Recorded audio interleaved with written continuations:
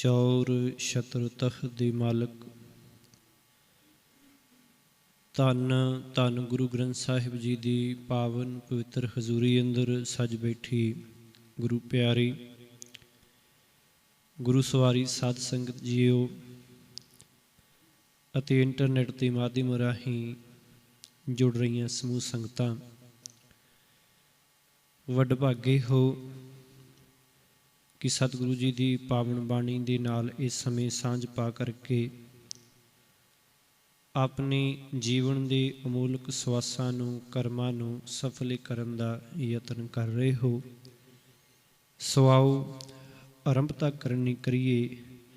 पावन अंक 105 उतों अज की जिहड़ी है विचार संध्या रूप विच आरंभ है। फतेह प्रवान गुरु जी। वाहिगुरु जी का खालसा वाहिगुरु जी की फतेह। माज महला पंजवा। चरण ठाकुर के हृदय समाणे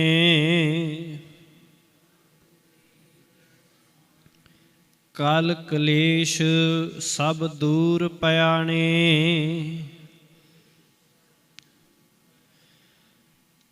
सतगुरु गुरु अर्जन साहब पातशाह जी तिन्हां दा ये 31वां शब्द है। माझ राग विच चरण ठाकुर के हृदय समाणे।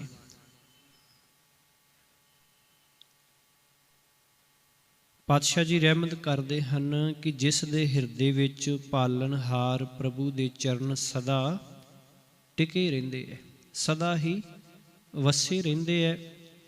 कल कलेश सब दूर पयाणे। उस दे अंदरों सब तरह के झगड़े दुख कलेश फिर दूर हो जाते हैं, कूच कर जाते हैं। ये सतगुरु जी रहमत करे। चरण ठाकुर के हृदय भाव हिरदे, हृदय तो भाव हिरदे विच समाणे भाव समाए हुए ने, जिहदे विच समाए हुए ने। फिर उहदे जीवन विचों उहदे अंदरों कल कलेश सब दूर पयाणे तो भाव कूच कर गए, प्याना कर गए, दूर चले गए। शांत सुख सहज धुन उपजी साधु संग निवासा जियो।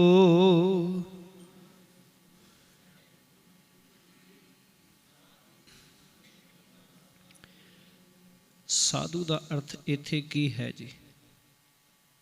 परमेश्वर, गुरु जां सतसंगी जन।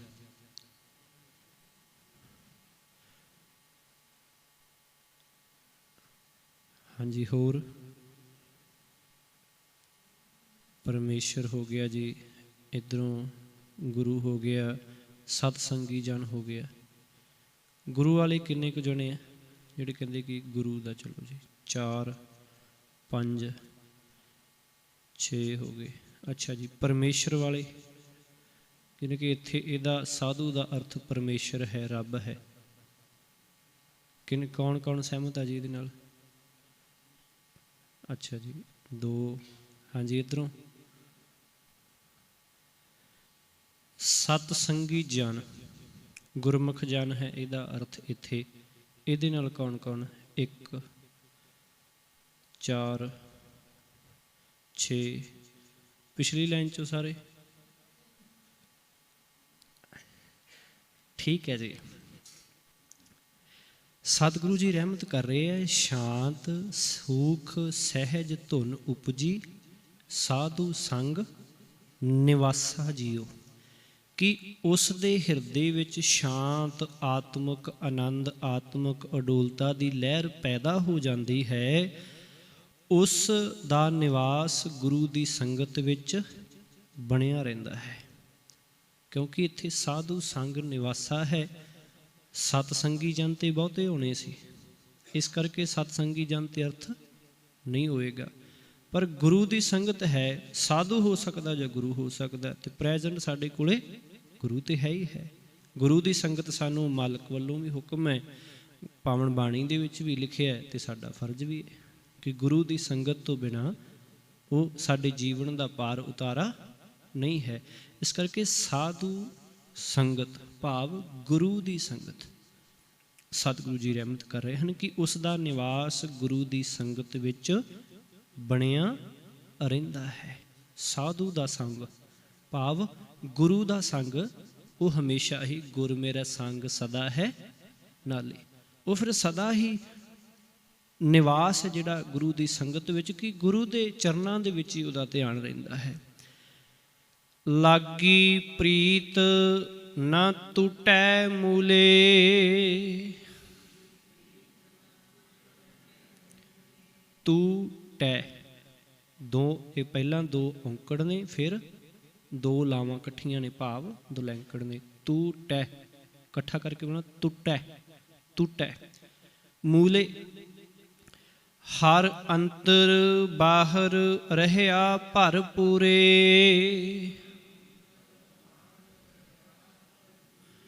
ਭਰਪੂਰੇ ਠੀਕ ਹੈ ਜੀ। ਇਹਦੇ ਉਚਾਰਨ ਦਾ ਖਿਆਲ ਰੱਖਣਾ ਹੈ, ਕਈ ਵਾਰ ਇਹਦਾ ਉਚਾਰਨ ਉਲਟਾ ਹੁੰਦਾ ਹੈ, ਠੀਕ ਹੈ। ਜਿਵੇਂ ਇੱਥੇ ਲਿਖਿਆ ਭਰਪੂਰੇ, ਕਈ ਵਾਰ ਉਹ ਹੋਰ ਬੋਲ ਦਿੰਦੇ ਹੈ, ਠੀਕ ਹੈ। ਸਤਿਗੁਰੂ ਜੀ ਰਹਿਮਤ, ਲਾਗੀ ਪ੍ਰੀਤ ਨਾ ਟੁੱਟੈ ਮੂਲੇ, ਮੂਲੇ ਤੋਂ ਭਾਵ ਮੂਲ, ਮੂਲ ਬਿਲਕੁਲ, ਕਿ ਪ੍ਰਭੂ ਚਰਨਾਂ ਨਾਲ ਲੱਗੀ ਹੋਈ ਉਸ ਦੀ ਪ੍ਰੀਤ ਉੱਕਾ ਹੀ ਨਹੀਂ ਟੁੱਟਦੀ, ਕਿ ਮੂਲ ਤੋਂ ਟੁੱਟਦੀ ਨਹੀਂ ਹੈ, ਕਿ ਮੂਲ ਦੇ ਨਾਲ ਜਦੋਂ ਜੁੜ ਜਾਂਦੀ ਹੈ ਪ੍ਰੀਤ ਫਿਰ ਉਦੋਂ ਟੁੱਟਦੀ ਨਹੀਂ ਹੈ, ਉਹ ਸਦਾ ਹੀ ਨਾਲ ਨਾ ਟੁੱਟੈ ਮੂਲੇ, ਮੂਲ ਦੇ ਨਾਲੋਂ ਉੱਕਾ ਹੀ ਜਿਹੜੀ ਟੁੱਟਦੀ ਨਹੀਂ ਹੈ। ਹਰ ਅੰਤਰ ਬਾਹਰ ਰਹਿਆ ਭਰਪੂਰੇ, ਤੇ ਉਸ ਨੂੰ ਆਪਣੇ ਅੰਦਰ ਤੇ ਬਾਹਰ ਜਗਤ ਵਿੱਚ ਹਰ ਥਾਂ ਪ੍ਰਮਾਤਮਾ ਹੀ ਵਿਆਪਕ ਦਿਸਦਾ ਹੈ। ਭਰਪੂਰੇ ਦਾ ਅਰਥ ਕੀ ਹੈ? ਭਰਿਆ ਅਤੇ ਪੂਰਿਆ ਭਾਵ ਸਰਬ ਵਿਆਪਕ, ਸਭ ਦੇ ਵਿੱਚ ਰਚਿਆ ਹੋਇਆ, ਰਵਿਆ ਹੋਇਆ। ਸਿਮਰ ਸਿਮਰ ਸਿਮਰ ਗੁਣ ਗਾਵਾਂ, ਕਾਟੇ ਜਮ ਕੀ ਫਾਸਾ ਜੀਓ।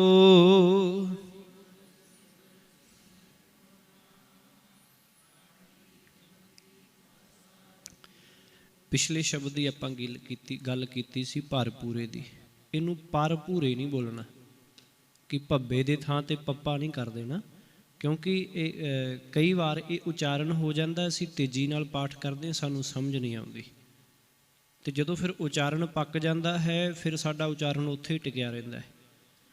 ਭਰ ਭੱਬੇ ਨਾਲ ਆ ਪਹਿਲਾਂ, ਪੂਰੇ, ਇਹਨੂੰ ਭਰਪੂਰੇ ਨਹੀਂ ਬੋਲਣਾ, ਇਹ ਖਿਆਲ ਰੱਖਣਾ ਹੈ।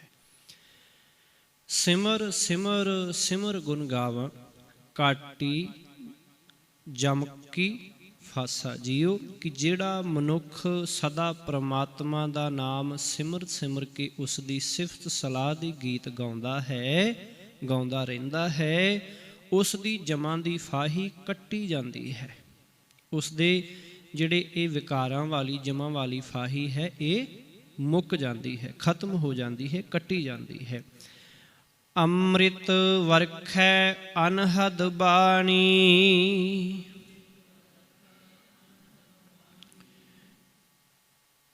ਮਨ ਤਨ ਅੰਤਰ ਸ਼ਾਂਤ ਸਮਾਣੀ। ਇੱਥੇ ਸ਼ਬਦ ਸਤਿਗੁਰੂ ਜੀ ਨੇ ਵਰਤਿਆ ਹੈ ਅਨਹਦ, ਕੀ ਅਰਥ ਹੈ ਜੀ? ਅੱਛਾ ਜੀ, ਇੱਕ ਸ਼ਬਦ ਹੋਰ ਆਉਂਦਾ ਹੈ ਗੁਰਬਾਣੀ ਦੇ ਵਿੱਚ ਅਨਹਤ, ਉਹਦਾ ਕੀ ਅਰਥ ਹੋਏਗਾ ਫਿਰ? ਹਾਂਜੀ,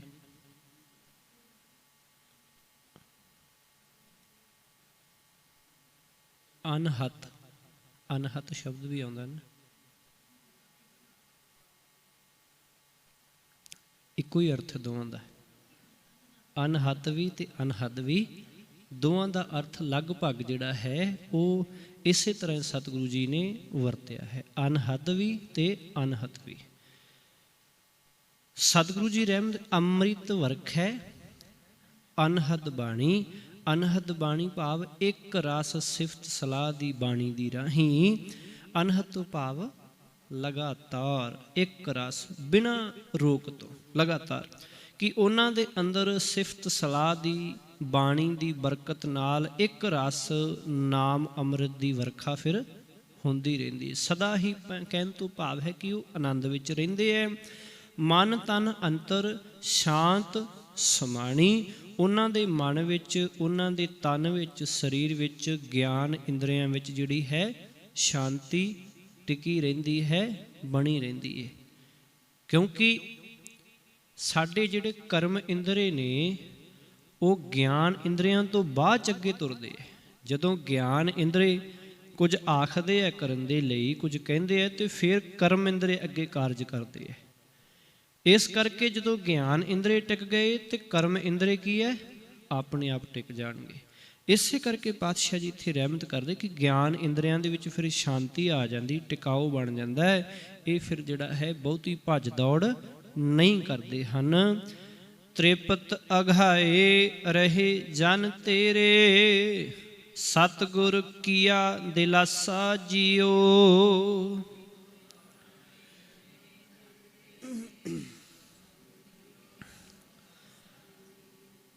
ਹਾਂਜੀ, ਇੱਧਰੋਂ ਪਿਛਲੀ ਲਾਈਨ ਸਿੰਘਾਂ ਵੱਲੋਂ ਦਿਲਾਸਾ ਦਾ ਕੀ ਅਰਥ ਹੈ ਜੀ? ਹਾਂਜੀ, ਦਿਲਾਸਾ ਹੌਸਲਾ ਦੇਣਾ, ਧੀਰਜ ਦੇਣੀ, ਹੌਸਲਾ ਧੀਰਜ, ਠੀਕ ਹੈ ਜੀ। ਪਾਤਸ਼ਾਹ ਜੀ ਰਹਿਮਤ ਕਰ ਰਹੇ ਹਨ, ਹੇ ਪ੍ਰਭੂ, ਜਿਨ੍ਹਾਂ ਵਡਭਾਗੀਆਂ ਨੂੰ ਵਿਕਾਰਾਂ ਦਾ ਟਾਕਰਾ ਕਰਨ ਲਈ ਸਤਿਗੁਰ ਕੀਆ ਦਿਲਾਸਾ ਜੀਓ, ਕਿ ਗੁਰੂ ਨੇ ਹੌਸਲਾ ਦਿੱਤਾ ਹੈ, ਗੁਰੂ ਨੇ ਧੀਰਜ ਦੇ ਦਿੱਤਾ ਹੈ, ਗੁਰੂ ਨੇ ਜਿਹੜਾ ਹੈ ਉਹ ਥਾਪੜਾ ਦੇ ਦਿੱਤਾ ਹੈ ਕਿ ਕੋਈ ਗੱਲ ਨਹੀਂ, ਕਿ ਜੇ ਇਹ ਅੱਗੋਂ ਪਹਿਲਵਾਨ ਨੇ ਤੇ ਤੂੰ ਮੇਰਾ ਪਹਿਲਵਾਨ ਹੈ। ਥਾਪੜਾ ਦੇਤਾ ਨਾ, ਦਿਲਾਸਾ ਦੇਤਾ ਨਾ। ਤੇ ਅਤੇ ਉਹ ਹੁਣ ਕੀ ਹੈ, ਉਹ ਤੇਰੇ ਸੇਵਕ ਮਾਇਆ ਦੀ ਤ੍ਰਿਸ਼ਨਾ ਵੱਲੋਂ ਪੂਰਨ ਤੌਰ ਤੇ ਰੱਜ ਜਾਂਦੇ ਹੈ। ਤ੍ਰਿਪਤ ਅਘਾਏ ਰਹੇ ਜਨ ਤੇਰੇ। ਹਾਂਜੀ ਦੱਸੋ। ਹਾਂਜੀ, ਇਹ ਆਪਾਂ ਪਹਿਲਾਂ ਵਿਚਾਰ ਕੀਤੀ ਹੋਈ ਹੈ। ਇਹ ਸੰਗਤ ਤੋਂ ਪੁੱਛਾਂਗੇ ਅੱਜ ਆਪਾਂ ਜੀ। ਤੁਹਾਡਾ ਵੀ ਸਵਾਲ ਹੈ ਤਾਂ ਅਨਹਦ ਸ਼ਬਦ ਕਿੱਥੋਂ ਆਇਆ ਜੀ? ਆਪਾਂ ਚੰਗੀ ਤਰ੍ਹਾਂ ਸਾਂਝ ਕੀਤੀ ਸੀ ਪਿਛਲੇ ਰਿਦਵਾਨ ਦੇ ਵਿੱਚ ਕੁਛ ਦਿਨ ਪਹਿਲਾਂ। ਅਨਹਤ ਨਾਦ ਦੀ ਗੱਲ ਹੁੰਦੀ ਹੈ, ਅਨਹਤ ਅੰਮ੍ਰਿਤ ਦੀ ਗੱਲ ਹੁੰਦੀ ਹੈ, ਅਨਹਤ ਆਨੰਦ ਹੈ, ਜਾਂ ਕੁਝ ਵੀ ਕਹਿ ਲਈਏ, ਸਾਰੇ ਇੱਕੋ ਹੀ ਲਗਭਗ ਸਮਾਨ ਅਰਥਕ ਸ਼ਬਦਾਂ ਦੇ ਵਿੱਚ ਨੇ। ਕਿ ਬਹੁਤੀ ਵਾਰ ਉਹ ਨਹੀਂ, ਇੱਕੋ ਮਿੰਟ, ਕੋਈ ਗੱਲ ਨਹੀਂ, ਦੱਸਦੇ ਹਾਂ, ਕੋਈ ਗੱਲ ਨਹੀਂ। ਉਹ ਹੈ ਅਨਹਦ ਨਾਦ, ਜਿਹੜਾ ਬਿਨਾਂ ਕਿਸੇ ਟਕਰਾਵ ਤੋਂ ਆਪਣੇ ਆਪ ਪੈਦਾ ਹੁੰਦਾ ਹੈ। ਇਹ ਨਾਦ ਹੁੰਦੇ ਆ, ਜਿਹੜੇ ਹੁੰਦੇ ਸਾਜ਼ ਹੁੰਦੇ ਆ, ਵੱਜਦੇ ਆ, ਚੱਲਦੇ ਆ, ਪਰ ਇਹ ਅਨਹਦ ਬਾਣੀ ਹੈ ਇੱਥੇ ਇਕੱਲੀ। ਅਰਥ ਉਹਦਾ ਵੀ ਉਹੀ ਹੈ ਕਿ ਸਾਡੇ ਅੰਦਰ ਫਿਰ ਉਹ ਆਨੰਦ ਜਿਹੜਾ ਬਣ ਜਾਂਦਾ ਹੈ ਨਾ ਸਤਿਗੁਰੂ ਦੀ ਬਾਣੀ ਦਾ, ਉਹ ਲਗਾਤਾਰ ਫਿਰ ਤੋਟ ਨਹੀਂ ਆਉਂਦੀ, ਚੱਲਦਾ ਹੀ ਰਹਿੰਦਾ ਹੈ। ਇਹਦਾ ਅਰਥ ਇੱਥੇ ਇਸੇ ਵਾਸਤੇ ਲਿਆ ਗਿਆ ਹੈ। ਅਨਹਦ ਨਾਦ ਉਹ ਸਾਜ਼ ਹੁੰਦਾ ਜਿਹੜਾ ਬਿਨਾਂ ਕਹਿਣ ਦਾ ਭਾਵ ਕਿ ਬਿਨਾਂ ਵਜਾਉਣ ਤੋਂ ਜਿਹੜਾ ਚੱਲਦਾ ਹੈ। ਕੁਝ ਤਾਰ ਵਾਲੇ ਹੁੰਦੇ ਹੈ, ਕੁਝ ਜਿਹੜੇ ਹੈਗੇ ਆ ਕਿ ਉਹਨਾਂ ਨੂੰ ਦਬਾ ਦੇਣਾ ਪੈਂਦਾ ਹੈ। ਉਹ ਕੋਈ ਤਾਰ ਵਾਲਾ ਹੈ, ਕੋਈ ਕਿਸੇ ਤਰ੍ਹਾਂ ਦਾ, ਕੋਈ ਕਿਸੇ ਤਰ੍ਹਾਂ ਦਾ, ਹੈ ਨਾ। ਪਰ ਅਨਹਤ ਭਾਵ ਕਿ ਜਿਹੜੇ ਆਪਣੇ ਆਪ ਹੀ ਵੱਜਦਾ ਹੈ, ਕੰਟੀਨਿਊ, ਲਗਾਤਾਰ। ਅਨਹਤ ਕਿ ਉਹਦੀ ਕੋਈ ਹੱਦ ਨਹੀਂ ਹੈ। ਅਨਹਦ, ਹੱਦ ਉਹਦੀ ਕੋਈ ਨਹੀਂ ਹੈ ਕਿ ਅੱਜ ਸ਼ੁਰੂ ਹੋਇਆ ਸੀ ਤੇ ਅੱਜ ਖਤਮ ਹੋ ਜਾਣਾ, ਨਾ ਤੇ ਉਹਦੀ ਪਹਿਲਾਂ ਕੋਈ ਭਾਵ ਕਿ ਉਹਦੀ ਖਤਮ ਹੋਣ ਦੀ ਜਾਂ ਸ਼ੁਰੂ ਹੋਣ ਦੀ ਸੀ, ਤੇ ਨਾ ਹੀ ਅੱਗੇ ਹੈ।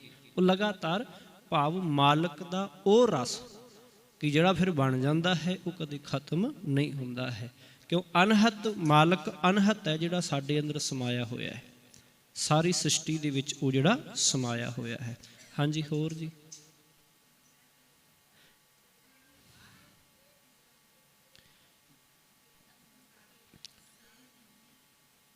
ਹੁਣ ਜੇ ਅਸੀਂ ਗੂੰਗੇ ਨੂੰ ਪੁੱਛੀਏ ਕਿ ਮਿੱਠਾ ਖਾ ਕੇ ਭਾਈ ਦੱਸ ਕਿੰਨਾ ਕੁ ਮਿੱਠਾ ਹੈ,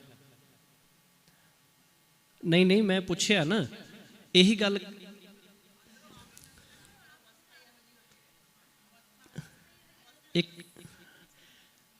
ਜੀਵਨ ਦੇ ਵਿੱਚ ਆਨੰਦ ਬਣ ਜਾਣਾ। ਕੀ ਕਹੋਗੇ ਤੁਸੀਂ ਇਹਦੇ ਵਰਗੇ? ਬੜਾ ਆਨੰਦ ਹੈ। ਕੀ ਕਹੋਗੇ ਕਿ ਮੇਰੇ ਕੋਲ 15 ਕਿਲੋ ਦਾ ਆਨੰਦ ਹੈ ਜਾਂ 20 ਫੁੱਟ ਦਾ ਆਨੰਦ ਹੈ? ਕੀ ਕਹਾਂਗੇ ਉਹਦੇ ਬਾਰੇ? ਨਹੀਂ ਨਹੀਂ,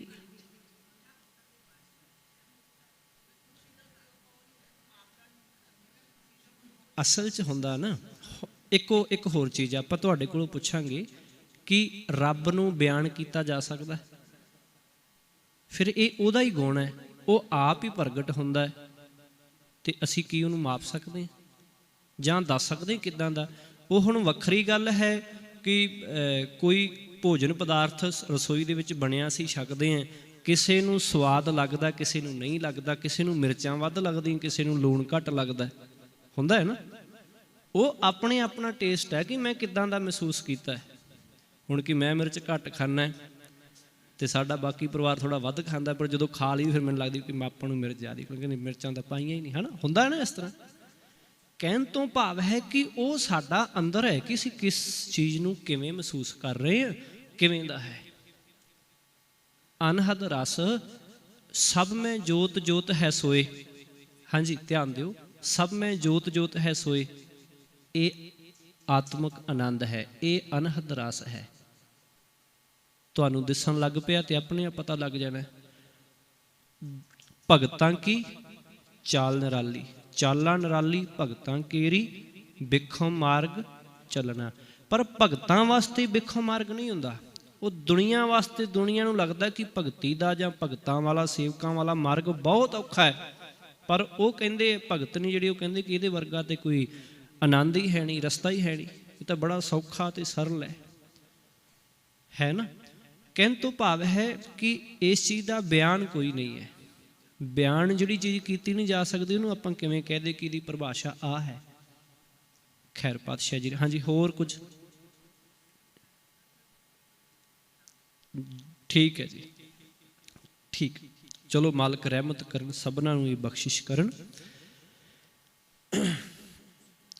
ਅੰਮ੍ਰਿਤ ਵਰਖ ਹੈ ਅਨਹਦ ਬਾਣੀ, ਮਨ ਤਨ ਅੰਤਰ ਸ਼ਾਂਤ ਸਮਾਣੀ, ਤ੍ਰਿਪਤ ਅਘਾਏ ਰਹੇ ਜਨ ਤੇਰੇ, ਸਤਿਗੁਰ ਕੀਆ ਦਿਲਾਸਾ ਜੀਓ। ਜਦੋਂ ਗੁਰੂ ਨੇ ਦਿਲਾਸਾ ਦੇ ਦਿੱਤਾ, ਫਿਰ ਕੀ ਹੈ, ਦੁਨੀਆ ਦੇ ਮਾਇਆ ਦੀ ਤ੍ਰਿਸ਼ਨਾ ਦੇ ਵੱਲੋਂ ਫਿਰ ਉਹ ਸੇਵਕ ਜਨ ਕੀ ਹੈ, ਰੱਜ ਜਾਂਦੇ ਹੈ।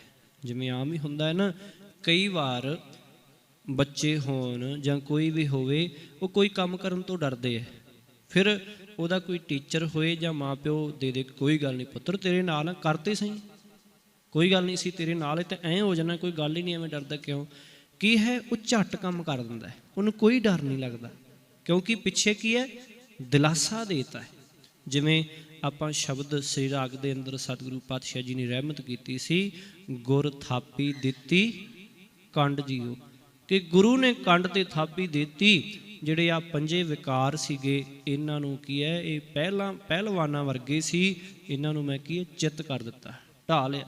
ਪਰ ਥਾਪੀ ਗੁਰੂ ਦੀ ਹੈ, ਗੁਰੂ ਨੇ ਦਿੱਤੀ। ਇਹ ਇਸੇ ਤਰ੍ਹਾਂ ਗੁਰੂ ਨੇ ਦਿਲਾਸਾ ਦਿੱਤਾ ਹੈ, ਗੁਰੂ ਨੇ ਧੀਰਜ ਦਿੱਤੀ ਹੈ, ਤੇ ਦੁਨੀਆ ਦੇ ਪਦਾਰਥਾਂ ਵੱਲੋਂ ਕੀ ਹੈ, ਤ੍ਰਿਪਤ ਹੋ ਗਿਆ। ਹੁਣ ਲੋੜ ਨਹੀਂ ਰਹੀ ਦੁਨੀਆ ਦੇ ਪਦਾਰਥਾਂ ਦੀ, ਬੜਾ ਸਾਦਾ ਜਿਹਾ ਜੀਵਨ ਦੇ ਨਾਲ ਜਿਹੜਾ ਹੈ ਉਹ ਜੀਵਨ ਚੱਲਦਾ ਜਾ ਰਿਹਾ ਹੈ।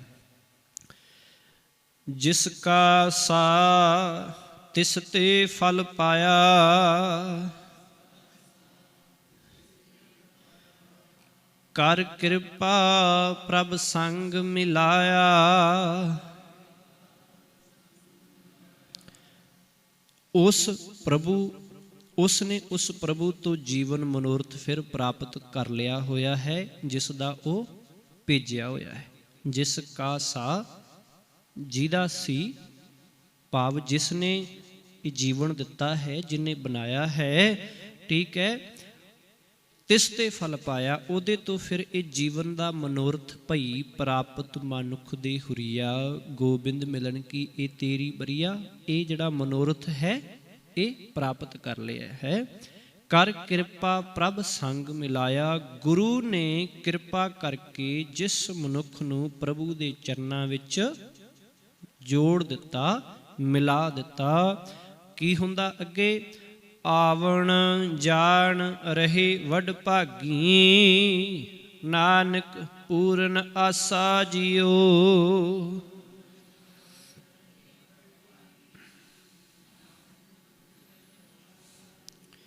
ਆਵਣ ਜਾਣ ਤੋਂ ਭਾਵ ਜਨਮ ਮਰਨ। ਕਿ ਹੇ ਨਾਨਕ ਉਸ ਵਡਭਾਗੀ ਮਨੁੱਖ ਦੇ ਜਨਮ ਮਰਨ ਦੇ ਗੇੜ ਮੁੱਕ ਗਏ ਹਨ। ਆਵਣ ਜਾਣ ਰਹੇ ਬਹੁਵਚਨ ਦੇ ਵਿੱਚ ਹੈ, ਦੇਖੋ ਔਂਕੜ ਨਹੀਂ ਲੱਗਿਆ ਹੋਇਆ, ਕਿ ਉਹਦੇ ਜਿਹੜੇ ਜੰਮਣ ਮਰਨ ਦੇ ਗੇੜ ਸੀ ਨਾ ਉਹ ਖਤਮ ਹੋ ਗਏ, ਮੁੱਕ ਗਏ। ਰਹੇ ਤੋਂ ਭਾਵ ਰਹਿ ਗਏ, ਖਤਮ ਹੋ ਗਏ, ਮੁੱਕ ਗਏ।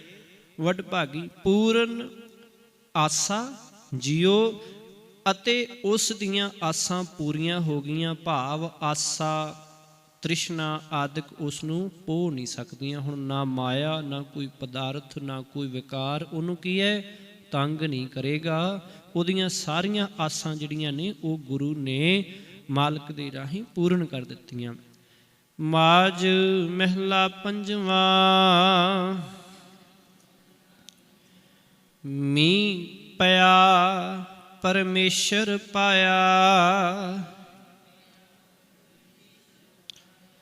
ਜੀ ਜੰਤ ਸਭ ਸੁਖੀ ਵਸਾਇਆ। ਜਿਵੇਂ ਜਦੋਂ ਮੀਂਹ ਪਿਆ ਤਦੋਂ, ਜਦੋਂ ਪਰਮੇਸ਼ਰ ਨੇ ਮੀਂਹ ਪਾਇਆ ਹੈ, ਕਿ ਮੀਂਹ ਉਦੋਂ ਪਿਆ ਜਦੋਂ ਮਾਲਕ ਨੇ ਪਾਇਆ। ਜੀ ਜੰਤ ਸਭ ਸੁਖੀ ਵਸਾਇਆ, ਤਾਂ ਉਸਨੇ ਸਾਰੇ ਜੀ ਜੰਤ ਸੁਖੀ ਵਸਾ ਦਿੱਤੇ। ਕਿਉਂਕਿ ਕਈ ਵਾਰ ਹੁੰਦਾ ਹੈ ਨਾ ਐਸਾ ਕਿ ਭਾਵੇਂ ਕਿ ਮਨੁੱਖ ਦੀ ਆਪਣੀ ਆਪਣੀ ਸੋਚ ਹੈ, ਕੁਝ ਜੀਵ ਨੇ ਜਿਹੜੇ ਉਹ ਬਹੁਤ ਮੰਗ ਕਰਦੇ ਨੇ ਕਿ ਮਾਲਕਾ ਹੁਣ ਮੀਂਹ ਪਾ ਦੇ, ਥੋੜ੍ਹਾ ਜ਼ਿੰਦਗੀ ਸੁਖੀ ਹੋ ਜੇ, ਜਾਂ ਸਮਾਨ 'ਚ ਬੜੀ ਮਿੱਟੀ ਚੜ੍ਹੀ ਹੋਈ ਹੈ, ਜਾਂ ਗਰਮੀ ਬੜੀ ਹੈ, ਜਾਂ ਪਾਣੀ ਦੀ ਕਿੱਲਤ ਹੈ, ਮੀਂਹ ਪਾ ਦੇ। ਐਸਾ ਹੁਣ ਕੁਝ ਐਸੇ ਹੁੰਦੇ ਨੇ ਕਿ ਵੇਖੀ ਰੱਬਾ ਮੀਂਹ ਨਾ ਪਾ ਦੀ, ਮੇਰਾ ਆਹ ਕੰਮ ਕੀ ਹੈ, ਫਸਿਆ ਹੋਇਆ ਹੈ। ਪਰ ਹੁਣ ਮਾਲਕ ਨੂੰ ਪਤਾ ਨਾ ਉਹਨੇ ਕੀ ਕਰਨਾ ਹੈ।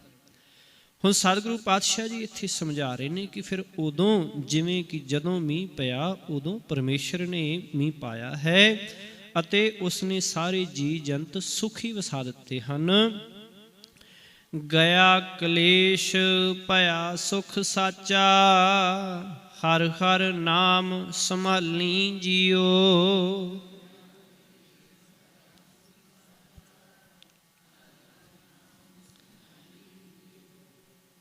ਸੰਭਾਲੀ ਨਾਸਕੀ ਉਚਾਰਨ ਹੋਏਗਾ। ਹੁਣ ਇੱਥੇ ਇੱਕ ਵਿਚਾਰ ਹੋਰ ਕਰਦੇ ਜਾਈਏ, ਕਿਉਂਕਿ ਅੱਜ ਕੱਲ੍ਹ ਦੀ ਦੁਨੀਆ ਤਰਕ ਪ੍ਰਧਾਨ ਹੈ। ਮੀਂਹ ਪਿਆ, ਆਪਾਂ ਕਈ ਵਾਰ ਦੇਖਦੇ ਹਾਂ ਕਿ ਮਸ਼ੀਨਾਂ ਦੇ ਰਾਹੀਂ ਬੱਦਲ ਬਣਾ ਕੇ ਵੀ ਮੀਂਹ ਜਿਹੜਾ ਹੈ ਉਹ ਬਨਾਵਟੀ ਤੌਰ 'ਤੇ ਪਾਇਆ ਜਾਣ ਲੱਗ ਪਿਆ। ਭਾਵੇਂ ਕਿ ਮਾਲਕ ਦੀ ਕੁਦਰਤ ਦਾ ਟਾਕਰਾ ਨਹੀਂ ਹੈ, ਜੋ ਉਹਨੇ ਕਰ ਦੇਣਾ ਹੈ ਉਹ ਡੁਪਲੀਕੇਟ ਬੱਦਲਾਂ ਦੇ ਨਾਲ ਕੁਝ ਨਹੀਂ ਆਉਣਾ। ਪਰ ਜਿਹਨੇ ਤਰਕ ਕਰਨਾ ਹੈ ਉਹਨੇ ਕੀ ਹੈ, ਕਰ ਹੀ ਦੇਣਾ ਕਿ ਦੇਖੋ ਆਹ ਪੈ ਗਿਆ ਜੀ, ਤੁਸੀਂ ਕਹਿੰਦੇ ਹੋ ਕਿ ਮੀਂਹ ਰੱਬ ਪਾਉਂਦਾ, ਬੰਦੇ ਨੇ ਮਸ਼ੀਨ ਬਣਾ ਕੇ ਪਾਤਾ। ਅਸਲ ਦੇ ਵਿੱਚ ਇੱਥੇ ਹੈ ਕਿ ਹਿਰਦੇ ਦੇ ਵਿੱਚ ਮਾਲਕ ਨੇ ਫਿਰ ਕੀ ਹੈ, ਜਦੋਂ ਨਾਮ ਦਾ ਮੀਂਹ ਪਾ ਦਿੱਤਾ ਹੈ, ਉਦੋਂ ਫਿਰ ਜੀ ਜੰਤ ਹੈ ਜਿਹੜਾ, ਭਾਵ ਜਿਸ ਵੀ ਜੀਵ ਦੇ ਹਿਰਦੇ ਵਿੱਚ ਉਹ ਵਸ ਗਿਆ, ਕੀ ਹੈ, ਉਹ ਸੁਖੀ ਹੋ ਗਿਆ। ਪਰ ਜੇ ਦੁਨਿਆਵੀ ਮੀਂਹ ਦੀ ਗੱਲ ਕਰੀਏ, ਅੱਧੇ ਕੁ ਮੇਰੇ ਵਰਗੇ ਦੁਖੀ ਹੋ ਜਾਂਦੇ ਜਿਹਨੇ ਕੋਈ ਫਸਲ ਸਬਜ਼ੀ ਬੀਜੀ ਹੁੰਦੀ ਹੈ, ਅੱਧੇ ਕੁ ਜਿਨ੍ਹਾਂ ਨੂੰ ਜ਼ਿਆਦਾ ਜ਼ਰੂਰਤ ਹੁੰਦੀ ਉਹ ਖੁਸ਼ ਹੋ ਜਾਂਦੇ, ਸਾਰੇ ਤਾਂ ਨਹੀਂ ਸੁਖੀ। ਪਰ ਇੱਥੇ ਹੈ ਕਿ ਜਿਹਦੇ ਹਿਰਦੇ ਵਿੱਚ ਮਾਲਕ ਨੇ ਇਹ ਮੀਂਹ ਪਾ ਦਿੱਤਾ, ਉਹ ਸਾਰੇ ਹੀ ਸੁਖੀ ਹੋ ਗਏ, ਸੁਖੀ ਵਸਾ ਦਿੱਤੇ। ਤੇ ਹੋਇਆ ਕਿ ਗਿਆ ਕਲੇਸ਼ ਭਇਆ ਸੁਖ ਸਾਚਾ। ਤਿਵੇਂ ਜਿਉਂ-ਜਿਉਂ ਮੈਂ ਪ੍ਰਮਾਤਮਾ ਦਾ ਨਾਮ ਆਪਣੇ ਹਿਰਦੇ ਵਿੱਚ ਵਸਾਉਂਦਾ ਹਾਂ, ਮੇਰੇ ਅੰਦਰੋਂ ਦੁੱਖ ਕਲੇਸ਼ ਖਤਮ ਹੁੰਦਾ ਜਾਂਦਾ ਹੈ, ਤੇ ਹਰ ਹਰ ਨਾਮ ਸੰਭਾਲੀ ਜਿਉ, ਤੇ ਸਦਾ ਸਥਿਰ ਰਹਿਣ ਵਾਲਾ ਆਤਮਿਕ ਆਨੰਦ ਮੇਰੇ ਅੰਦਰ ਟਿਕਦਾ ਜਾਂਦਾ ਹੈ। ਇਹ ਪਾਤਸ਼ਾਹ ਜੀ ਰਹਿਮਤ ਕਰ ਰਹੇ ਹਨ। ਜਿਸ ਕੇ ਸੇ ਤਿਨਹੀ ਪ੍ਰਤਪਾਰੇ,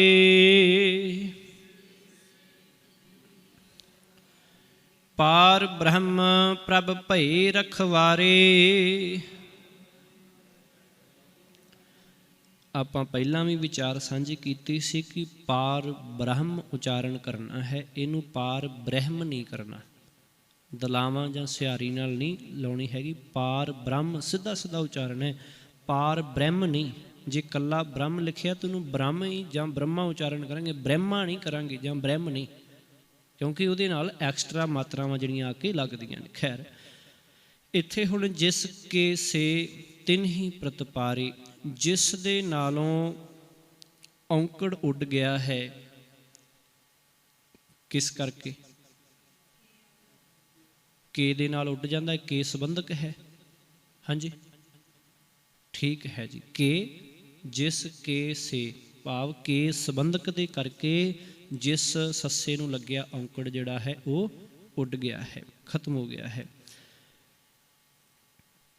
ਸਤਿਗੁਰੂ ਪਾਤਸ਼ਾਹ ਜੀ ਰਹਿਮਤ ਕਰ ਰਹੇ ਹਨ, ਜਿਵੇਂ ਮੀਂਹ ਪਾ ਕੇ ਪਾਰ ਬ੍ਰਹਮ ਪ੍ਰਭੂ ਨੇ ਸਾਰੀ ਜੀ ਜੰਤ ਪਾਲਣਾ ਕਰਦਾ ਹੈ ਜੋ ਉਸ ਦੇ ਪੈਦਾ ਕੀਤੇ ਹੋਏ ਹਨ। ਜਿਸ ਕੇ ਸੇ ਤਿੰਨ ਹੀ ਪ੍ਰਤਪਾਰੀ, ਜਿਹਦੇ ਪੈਦਾ ਕੀਤੇ ਹੈ ਮਾਲਕ ਉਹਨਾਂ ਨੂੰ ਪਾਲਦਾ ਵੀ ਹੈ, ਪਾਲਣਾ ਕਰਦਾ ਹੈ। ਪਾਰ ਬ੍ਰਹਮ ਪ੍ਰਭ ਭਏ ਰਖਵਾਰੇ, ਪਾਰ ਬ੍ਰਹਮ ਪ੍ਰਭੂ ਸਭਨਾਂ ਦਾ ਰਖਵਾਲਾ ਹੈ, ਰਾਖਾ ਬਣਦਾ ਹੈ। ਸੁਣੀ ਬੇਨੰਤੀ ਠਾਕੁਰ ਮੇਰੇ, ਪੂਰਨ ਹੋਈ ਕਾਲੀ ਜੀਓ।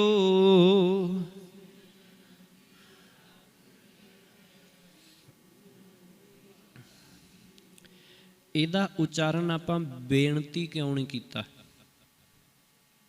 ਕਿਉਂਕਿ ਟਿੱਪੀ ਲੱਗੀ ਹੋਈ ਹੈ, ਇਸ ਕਰਕੇ ਬੇਨੰਤੀ।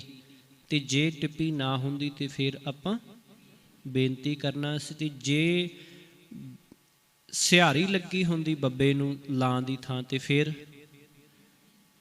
ਬਿਨਤੀ, ਅਤੇ ਜੇ ਨਾਲ ਸਿਹਾਰੀ ਵੀ ਹੁੰਦੀ ਤੇ ਨੰਨੇ ਤੇ ਟਿੱਪੀ ਵੀ ਹੁੰਦੀ ਫਿਰ ਬਿਨੰਤੀ। ਠੀਕ ਹੈ ਜੀ, ਇਹ ਖਿਆਲ ਰੱਖਣਾ। ਇਹ ਸ਼ਬਦ ਗੁਰਬਾਣੀ ਵਿੱਚ ਸਾਨੂੰ ਆਉਣ ਵਾਲੇ ਸਮੇਂ ਦੇ ਵਿੱਚ ਮਿਲ ਸਕਦੇ ਆ। ਸਾਰਿਆਂ ਦਾ ਉਚਾਰਨ ਇੱਕੋ ਨਹੀਂ ਹੋਏਗਾ, ਮਾਤਰਾ ਦੇ ਹਿਸਾਬ ਨਾਲ ਉਚਾਰਨ ਹੋਏਗਾ। ਸੁਣੀ ਬੇਨੰਤੀ ਠਾਕੁਰ ਮੇਰੇ, ਪੂਰਨ ਹੋਈ ਕਾਲੀ ਜੀਓ। ਕਿ ਤਿਵੇਂ ਉਸ ਦੇ ਨਾਮ ਦੀ ਵਰਖਾ ਵਾਸਤੇ ਜਦੋਂ ਜਦੋਂ ਮੈਂ ਬੇਨਤੀ ਕੀਤੀ ਤਾਂ ਮੇਰੇ ਪਾਲਣਹਾਰ ਪ੍ਰਭੂ ਨੇ ਮੇਰੀ ਬੇਨਤੀ ਸੁਣੀ ਤੇ ਮੇਰੀ ਸੇਵਾ ਭਗਤੀ ਦੀ ਮਿਹਨਤ ਸਿਰੇ ਚੜ੍ਹ ਗਈ, ਪੂਰਨ ਹੋ ਗਈ। ਭਾਵ ਕਿ ਮੈਂ ਜਿਹੜੀ ਸੇਵਾ ਕੀਤੀ, ਭਗਤੀ ਕੀਤੀ, ਕਾਲਨਾ ਕੀਤੀ, ਉਹ ਸਿਰੇ ਚੜ੍ਹ ਗਈ, ਪੂਰਨ ਹੋ ਗਈ। ਸੁਣੀ ਬੇਨੰਤੀ ਠਾਕੁਰ ਮੇਰੇ। ਸਰਬ ਜੀਆਂ ਕਉ ਦੇਵਨਹਾਰਾ, ਗੁਰ ਪ੍ਰਸਾਦੀ ਨਦਰ ਨਿਹਾਰਾ।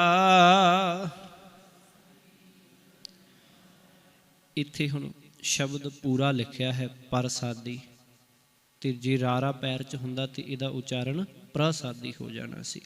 ਸਰਬ ਜੀਆਂ ਕੋ, ਇੱਥੇ ਜੀਆ ਸ਼ਬਦ ਲਿਖਿਆ, ਇਹਨੂੰ ਉਚਾਰਨ ਕਰਾਂਗੇ ਜੀਆਂ, ਨਾਸਕੀ ਉਚਾਰਨ।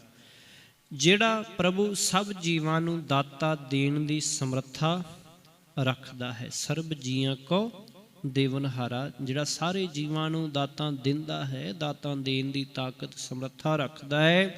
ਗੁਰ ਪ੍ਰਸਾਦੀ ਨਦਰ ਨਿਹਾਰਾ, ਉਸ ਪ੍ਰਭੂ ਨੇ ਗੁਰੂ ਦੀ ਕਿਰਪਾ ਨਾਲ ਮੈਨੂੰ ਵੀ ਮਿਹਰ ਦੀ ਨਿਗਾਹ ਦੇ ਨਾਲ ਕੀ ਹੈ? ਨਿਹਾਰਿਆ ਹੈ, ਭਾਵ ਤੱਕਿਆ ਹੈ, ਵੇਖਿਆ ਹੈ।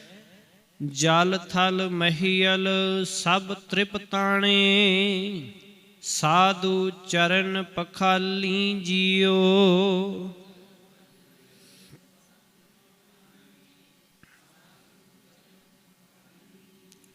ਪਖਾਲੀ, ਮੈਂ ਪਖਾਲਾਂ, ਭਾਵ ਮੈਂ ਧੋਵਾਂ, ਧੋਂਦਾ ਹਾਂ। ਕਿ ਜਦੋਂ ਫਿਰ ਗੁਰੂ ਦੇ ਰਾਹੀਂ, ਗੁਰੂ ਦੀ ਕਿਰਪਾ ਨਾਲ ਉਸ ਮਾਲਕ ਨੇ ਮੈਨੂੰ ਮਿਹਰ ਦੀ ਨਿਗਾਹ ਦੇ ਨਾਲ ਨਿਹਾਰਿਆ, ਨਿਹਾਰਾ ਤੋਂ ਭਾਵ ਤੱਕਿਆ ਹੈ, ਵੇਖਿਆ ਹੈ, ਜਿਸ ਦੀ ਕਿਰਪਾ ਨਾਲ ਪਾਣੀ, ਧਰਤੀ ਤੇ ਧਰਤੀ ਦੇ ਉੱਪਰਲੇ ਪੁਲਾੜ ਦੇ ਸਾਰੇ ਜੀ ਜੰਤ ਉਸ ਦੀਆਂ ਦਾਤਾਂ ਨਾਲ ਰੱਜ ਰਹੇ ਹਨ। ਜਲ ਥਲ ਮਹੀਲ ਸਭ ਤ੍ਰਿਪਤਾਣੇ, ਕਹਿਣ ਤੋਂ ਭਾਵ ਹੈ ਕਿ ਸਮੁੱਚੀ ਸ੍ਰਿਸ਼ਟੀ ਵਿੱਚ ਜਿੱਥੇ ਵੀ ਜੀ ਜੰਤ ਵੱਸਦੇ ਹੈ ਸਾਰੇ ਉਹਦੀ ਮਿਹਰ ਦੇ ਨਾਲ, ਕਿਉਂਕਿ ਸਾਰਿਆਂ ਨੂੰ ਜੀਵਨ ਦੇਣ ਵਾਲਾ ਵੀ ਉਹ ਹੈ ਤੇ ਦਾਤਾਂ ਦੇਣ ਵਾਲਾ ਹੀ ਉਹ ਹੈ। ਇਸ ਕਰਕੇ ਸਾਰੇ ਜੀ ਜੰਤ ਉਸ ਦੀਆਂ ਦਾਤਾਂ ਨਾਲ ਰੱਜ ਰਹੇ ਹਨ। ਅੱਜ ਤੋਂ ਨਹੀਂ, ਜੁਗਾਂ ਜੁਗੰਤਰ ਖਾਹੀ ਖਾਹੀ, ਜੁਗਾਂ ਜੁਗੰਤਰਾਂ ਤੋਂ ਲਗਾਤਾਰ ਜਿਹੜੇ ਨੇ ਉਹਦੀਆਂ ਦਾਤਾਂ ਲੈ ਕੇ ਰੱਜ ਰਹੇ ਨੇ, ਤ੍ਰਿਪਤ ਹੋ ਰਹੇ ਹਨ। ਅਤੇ ਸਾਧੂ ਚਰਨ ਪਖਾਲੀ ਜੀਓ, ਉਸ ਨੇ ਮੇਰੇ ਹਿਰਦੇ ਵਿੱਚ ਨਾਮ ਵਰਖਾ ਕਰਕੇ ਮੈਨੂੰ ਮਾਇਆ ਦੀ ਤ੍ਰਿਸ਼ਨਾ ਵੱਲੋਂ ਰਜਾ ਦਿੱਤਾ ਹੈ, ਤ੍ਰਿਪਤ ਕਰ ਦਿੱਤਾ ਹੈ। ਤਾਈਏ ਮੈਂ ਗੁਰੂ ਦੇ ਚਰਨ ਧੋਂਦਾ ਹਾਂ। ਆਪਾਂ ਸੰਸਾਰੀ ਤੌਰ 'ਤੇ ਕਈ ਵਾਰ ਵਿਚਾਰ ਕਰਦੇ ਹਾਂ ਨਾ ਕਿ ਯਾਰ ਫਲਾਣਾ ਤੇ ਬੰਦਾ ਜਿਹੜਾ ਹੈਗਾ ਉਹ ਬੜਾ ਹੋਰ ਤਰ੍ਹਾਂ ਦਾ, ਤੂੰ ਬੜਾ ਉਹਨੂੰ ਜੀ ਕਰਦਾ ਜਾ ਕੇ, ਬੜਾ ਉਹਦੀ ਸੇਵਾ ਭਗਤੀ 'ਚ ਲੱਗਾ ਰਹਿਣਾ। ਕੀ ਹੁੰਦਾ ਹੈ ਕਿ ਉਹਨੇ ਸਾਡਾ ਕੋਈ ਕਾਰਜ ਪੂਰਨ ਕੀਤਾ ਹੁੰਦਾ ਜਿਹੜਾ ਕਿਸੇ ਪਾਸਿਓਂ ਹੋਰ ਨਹੀਂ ਉਹਨੇ ਕਰਤਾ, ਇਸ ਕਰਕੇ ਆਪਾਂ ਕੀ ਉਹਦਾ ਸਤਿਕਾਰ ਕਰਦੇ ਹਾਂ। ਇਸੇ ਤਰ੍ਹਾਂ ਇੱਥੇ ਹੁਣ ਗੁਰੂ ਨੇ ਰਹਿਮਤ ਕੀਤੀ ਹੈ, ਮਾਇਆ ਦੇ ਵੱਲੋਂ ਹਟਾ ਕੇ, ਭਟਕਣਾ ਦੇ ਵਿੱਚੋਂ ਹਟਾ ਕੇ ਆਤਮਿਕ ਆਨੰਦ ਵਾਲੇ ਜੀਵਨ ਵਿੱਚ ਜੋੜ ਦਿੱਤਾ ਹੈ। ਤੇ ਇਸ ਕਰਕੇ ਮੈਂ ਗੁਰੂ ਦੇ ਚਰਨ ਧੋਂਦਾ, ਭਾਵ ਗੁਰੂ ਦੇ ਚਰਨਾਂ ਦੇ ਵਿੱਚ ਗੁਰੂ ਗੁਰੂ ਕਰਦਾ ਰਹਿਣਾ ਕਿ ਮੇਰਾ ਗੁਰੂ ਮੈਨੂੰ ਆ ਆਖਦਾ ਮੈਂ ਇੰਜ ਕਰਨਾ ਹੈ, ਮੇਰਾ ਗੁਰੂ ਆ, ਮੈਂ ਦੁਨੀਆ ਪਿੱਛੇ ਨਹੀਂ ਚੱਲਣਾ। ਕਿ ਪਹਿਲਾਂ ਮੇਰਾ ਗੁਰੂ ਹੈ, ਬਾਅਦ ਦੇ ਵਿੱਚ ਕੋਈ ਹੋਰ ਹੈ, ਬਾਅਦ ਦੇ ਵਿੱਚ ਦੁਨੀਆ ਹੈ, ਮਾਇਆ ਹੈ, ਪਦਾਰਥ ਹਨ। ਮਨ ਕੀ ਇੱਛ ਪੁਜਾਵਣ ਹਾਰਾ, ਸਦਾ ਸਦਾ ਜਾਈ ਬਲਿਹਾਰਾ। ਇਹਦਾ ਨਾਸਕੀ ਉਚਾਰਨ ਕਰਾਂਗੇ, ਸਦਾ ਸਦਾ ਜਾਈ ਬਲਿਹਾਰਾ, ਕਿ ਮੈਂ ਉਸ ਤੋਂ ਸਦਾ ਹੀ ਸਦਾ ਸਦਕੇ ਜਾਂਦਾ ਹਾਂ, ਬਲਿਹਾਰ ਜਾਂਦਾ ਹਾਂ। ਮਨ ਕੀ ਇੱਛ ਪੁਜਾਵਣ ਹਾਰਾ, ਕਿ ਪ੍ਰਮਾਤਮਾ ਸਭ ਜੀਵਾਂ ਦੇ ਮਨ ਦੀ ਕਾਮਨਾ ਪੂਰੀ ਕਰਨ ਵਾਲਾ ਹੈ। ਕਿ ਮਾਲਕ ਐਸਾ ਹੈ ਕਿ ਉਹ ਹਰ ਇੱਕ ਦੇ ਮਨ ਦੀ ਕਾਮਨਾ ਪੂਰਨ ਕਰਦਾ ਹੈ, ਪਰ ਕਰਦਾ ਉਹ ਉਹਦੀ ਹੈ ਜਿਹੜਾ ਗੁਰੂ ਤੇ ਸ਼ਰਧਾ ਧਾਰ ਕੇ ਆਉਂਦਾ, ਜਿਹੜਾ ਮਾਲਕ ਦੀ ਸ਼ਰਧਾ ਧਾਰ ਕੇ ਆਉਂਦਾ। ਇਹ ਨਹੀਂ ਕਿ ਮਨ ਦੇ ਵਿੱਚ ਕਿਸੇ ਹੋਰ ਦਾ ਭੈ ਹੈ, ਕਿਸੇ ਹੋਰ ਪ੍ਰਤੀ ਸ਼ਰਧਾ, ਤੇ ਇੱਥੇ ਆ ਕੇ ਆਖ ਰਿਹਾ ਕਿ ਮੈਂ ਅਰਦਾਸ ਕਰਕੇ ਪੂਰਨ ਜਿਹੜਾ ਹੈ ਆਸਾ ਆਪਣੀ ਪੂਰਨ ਕਰ ਲੈਣੀ ਹੈ, ਜਾਂ ਕਿਤੇ ਵੀ ਕਿਸੇ ਵੀ ਸਮੇਂ ਜਿਹੜਾ ਹੈ ਉਹ ਮਾਲਕ ਦੇ ਚਰਨਾਂ ਵਿੱਚ ਅਰਦਾਸ ਕਰਕੇ ਕਾਰਜ ਪੂਰੇ, ਆਸ ਪੂਰੀ ਹੋ ਜਾਏਗੀ। ਪਰ ਜੇ ਭੈ ਕਿਸੇ ਦਾ ਹੋਰ ਹੈ ਫਿਰ ਤੇ ਤੂੰ ਉੱਧਰੋਂ ਹੀ ਪੂਰੀ ਕਰਨਾ। ਪਰ ਜਿਹੜੇ ਗੁਰੂ ਦੇ ਨਾਲ ਇੱਕਮਿਕ ਨੇ, ਫਿਰ ਬਿਨ ਬੋਲਿਆਂ ਸਭ ਕੁਛ ਜਾਣਦਾ, ਕਿਸੇ ਆਗੇ ਕੀਚੈ, ਕਿ ਫਿਰ ਉਹ ਬਿਨਾਂ ਬੋਲੇ ਹੀ ਆਪਣੇ ਸੇਵਕਾਂ ਦੀ ਜਾਣਦਾ, ਉਹਨਾਂ ਦੇ ਟਾਈਮ ਤੋਂ ਪਹਿਲਾਂ ਹੀ ਵਿਧ ਬਣਾ ਦਿੰਦਾ ਹੈ, ਉਹ ਜਾਣਦਾ ਹੈ। ਫਿਰ ਆਪਾਂ ਹੋਰ ਬਿਰਥੀ ਕਦੇ ਨਾ ਹੋਵਈ, ਅਰਦਾਸ ਜਾਣਦੀ ਹੈ ਸੇਵਕ ਦੀ, ਕਿ ਜਿਹੜੇ ਉਹਦੇ ਸੇਵਕ ਨੇ ਉਹਨਾਂ ਦੀ ਅਰਦਾਸ ਕਦੇ ਬਿਰਥੀ ਨਹੀਂ ਹੁੰਦੀ। ਪਰ ਅਰਦਾਸ ਬਿਰਥੀ ਨਾ ਹੋਵੇ ਉਹਦੇ ਲਈ ਪਹਿਲਾਂ ਸੇਵਕ ਬਣਨਾ ਪੈਣਾ।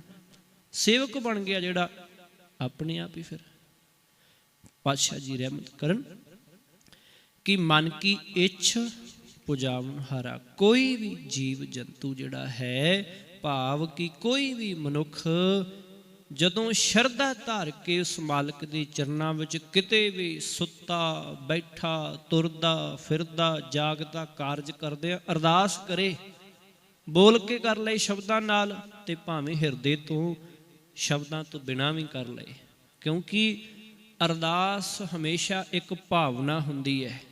ਸ਼ਬਦ ਤੇ ਸਿਰਫ ਉਹਨੂੰ ਪ੍ਰਗਟ ਕਰਨ ਲਈ ਵਰਤੇ ਜਾਂਦੇ ਹੈ। ਮਾਲਕ ਕਦੇ ਸ਼ਬਦਾਂ ਨੂੰ ਵੇਖ ਕੇ ਨਹੀਂ ਰੀਝਦਾ, ਨਹੀਂ ਤਾਂ ਫਿਰ ਅਨਪੜ੍ਹ ਮਨੁੱਖਾਂ ਕੋਲ ਤਾਂ ਸ਼ਬਦ ਹੀ ਨਹੀਂ ਹੁੰਦੇ। ਅਰਦਾਸ ਭਾਵਨਾ ਨਾਲ ਹੁੰਦੀ ਹੈ। ਭਾਵਨਾ ਜਿਹਦੇ ਅੰਦਰ ਹੈ ਉਹਦੀ ਬਿਨਾਂ ਬੋਲਿਆ ਵੀ ਜਾਣਦਾ ਹੈ, ਤੇ ਜਿਹਦੇ ਅੰਦਰ ਭਾਵਨਾ ਨਹੀਂ ਉਹ ਭਾਵੇਂ ਦੁਨੀਆ ਦੀਆਂ ਜਿੰਨੀਆਂ ਮਰਜ਼ੀ ਭਾਸ਼ਾਵਾਂ ਵਿੱਚ ਚੰਗੇ ਚੰਗੇ ਸ਼ਬਦ ਲਿਖ ਕੇ ਮਾਲਕ ਦੇ ਦਰ ਤੇ ਬੋਲੇ, ਪ੍ਰਵਾਨ ਨਹੀਂ ਹੋਣਾ ਨੇ। ਆਪਾਂ ਜੇ ਜੁਗ ਚਾਰੇ ਆਰਜਾ ਹੋਰ ਦਸੂਣੀ ਹੋਏ, ਨਵਾਂ ਖੰਡਾਂ ਵਿੱਚ ਜਾਣੀਏ ਨਾਲ ਚੱਲੇ ਸਭ, ਇਹ ਪੜ੍ਹ ਕੇ ਆਏ ਨਾ।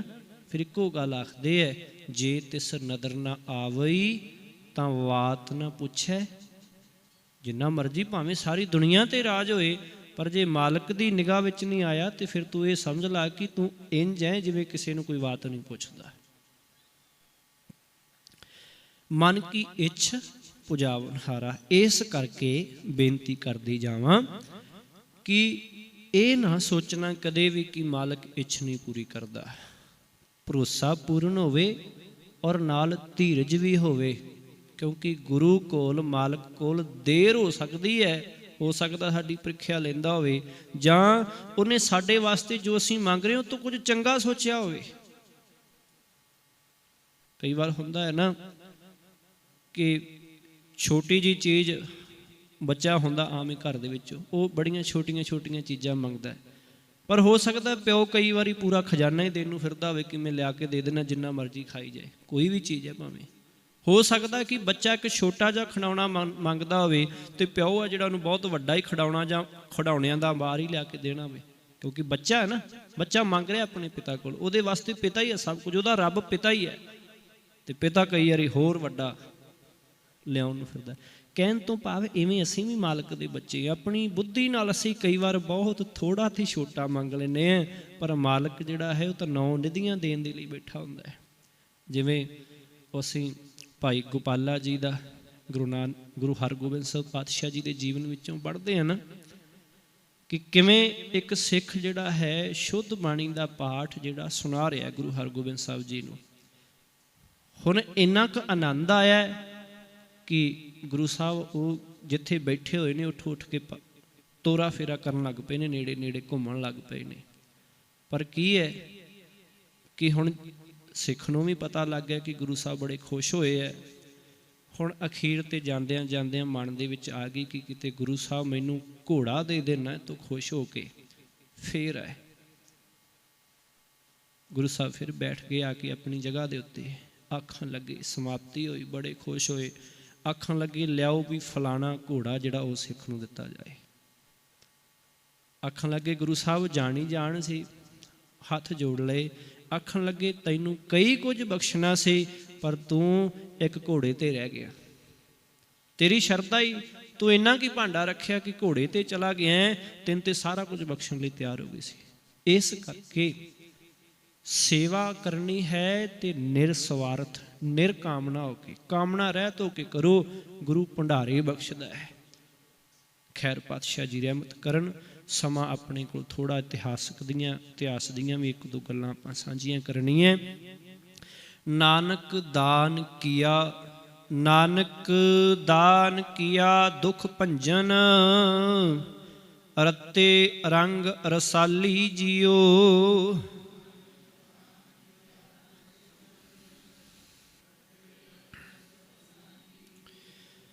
हुण इत्थे अर्थ की है जी, दुख भंजन, भंजन नन्ने नूं सिहारी नाल है।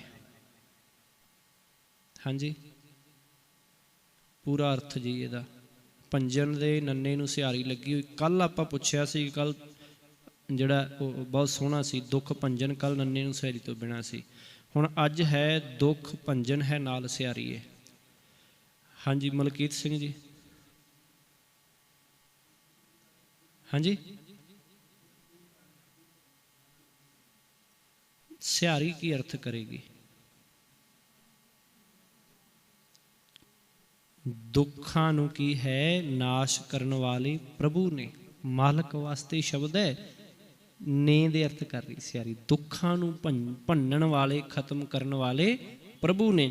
हुण सतगुरु जी रहमत कर रहे ने, इत्थे रंग सिहारी दे नाल है, की अर्थ होएगा जी? प्यार विच प्रेम विच। रसाली जीओ, रसाली का की अर्थ है? रसां दा घर। रसाली भाव जिवें आपां रसाली रस आली आलिया, भाव रसां दा घर।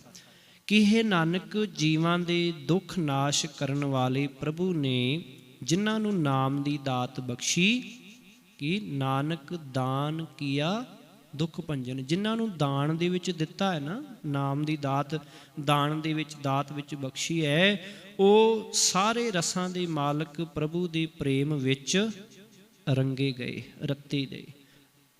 रत्ते रंग रसाली जीओ, भाव रसां दे घर मालक दे प्रेम विच ओ रंगे गए। सतगुरु जी रहमत करन कि असीं भी इसे तरह उस मालक दे दर ते इकमिक हो के जुड़ीए, अंदरों बाहरों एक हो के। कदे भी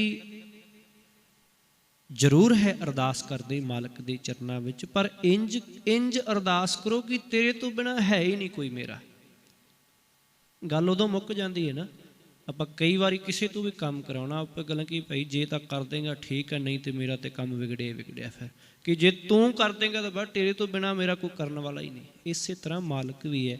जदों ये भरोसा बच गया ना कि मालका तू ही है, बस होर है ही नहीं कोई, टिकाणा ही है नहीं जिथे जावां मैं। मन दे विचों जिहड़े मूँह तो शब्द ने मन विच भी होवे की है, आपे मालक फिर मन की इच्छ पुजावनहारा हुंदा है। सतगुरु जी रहमत करन, होइयां भुल्लां दी खिमा। वाहिगुरु जी का खालसा, वाहिगुरु जी की फतेह।